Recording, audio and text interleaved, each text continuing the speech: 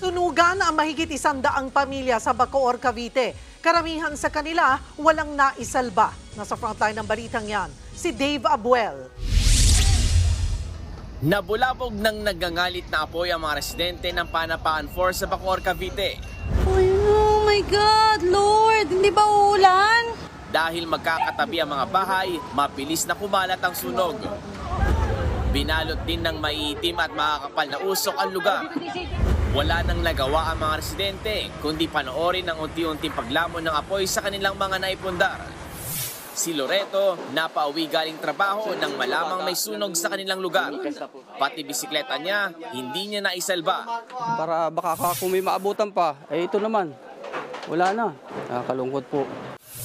Ang bahay ni Evelyn naman, kapirasong dingding at yero na lang ang natira. Masakit po talaga, kaya lang wala po tayong magagawa, kailangan magsimula po ulit. Mahigit 2 oras tumagal ang sunog bago napula. Naging pahirapan ang pagresponde ng mga bombero dahil makitid ang daan. Wala namang nasaktan, pero aabot sa halos 140 pamilya ang nasunugan. Katumbas yan ng nasa 600 individual. Karamihan sa kanila, sa covered court ng barangay muna sumisilong. Inaalam pa ang mitsa ng sunog. Nagbabalita mula sa frontline, Dave Abuel, News 5. Mga kapatid, Cheryl Cosim po, huwag maging huli at maging una sa lahat sa balitaan. Para sa tuloy-tuloy na talakayan sa frontline, mag-follow at mag-subscribe sa social media pages ng News 5.